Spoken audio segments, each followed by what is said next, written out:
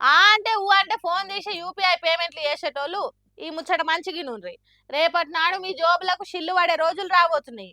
Hago గదేంది పేమెంట్లు చేస్తున్నాం కదా, ఇంకేం బొక్కలు పెడతారు అనే కదా మీ డౌట్ అనుమానం.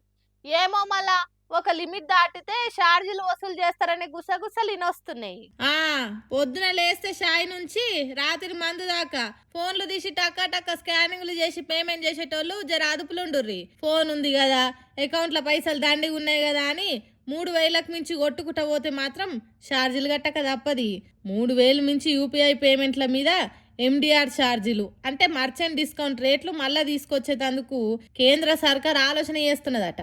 ఇప్పుడు ఈ పంచాయతీ ఎందుకు ముంగటేసుకుర్రంటే ఇప్పుడు ఎవ్వరు చూడు డిజిటల్ డిజిటల్ అని ఫోన్లకు వెళ్ళే పేమెంట్లు చేస్తారు కదా, అట్లా చేస్తే మంచిదే అని చెప్పిండ్రు. కానీ ఈ యూపీఐ పేమెంట్లు జరగాలనన్నా సెల్ ఫోన్తోని చెల్లింపులు చేయాలనన్నా బ్యాంక్ వాళ్ళకు బాగానే ఖర్చు అవుతున్నదట.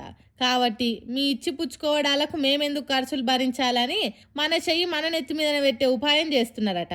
కానీ ఇది కొనేటోళ్ళకు కాదు, షాపులు పెట్టి అమ్మేటోళ్లకు లాభాల కోసం వ్యాపారం చేసేటోళ్ళకేనట.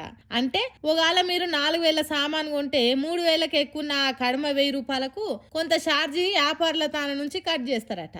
అమ్మయ్య, సామాన్లు సరుకులు కొనేటోళ్ళ మీద కాదా నూపిరి పిలుచుకుంటున్నారా? కానీ దుక్నపోలు కోరు కదా, యూపీఐ ఛార్జీలు కలిపి కొట్టమంటారు. అంతేకాదు దీనివల్ల రానున్న రోజులల్లో ఇది ఇండైరెక్ట్గా మనకి ఎఫెక్ట్ అయ్యే అవకాశాలు కూడా ఉన్నాయి. ఎందుకంటే అమ్మేటోనికి తక్లీఫ్ కాకుండా బ్యాంకులు వాళ్ళ మీద వేసే ఛార్జీలు కూడా మన బిల్లులనే వేస్తారని అంటుర్రు.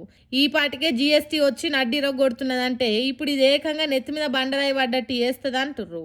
ఏందో ఏమో కాగితం పైసలు క్యాష్ పేలు తప్ప ఏది తెలియని జనాలకు యూపీఐ పేమెంట్లు అలవాటు చేసారు. అది అలవాటు కానికి మొదట్లో క్యాష్ బ్యాక్ క్యాష్ కార్డులు ఇచ్చిండ్రు. ఇక ఇప్పుడు మనం అది తప్ప ఇంకోటి లేదనుకునేటట్టు చేసి ఇప్పుడు మెల్లమెల్లగా పైసలు వసూలు చేస్తా అంటుర్రు.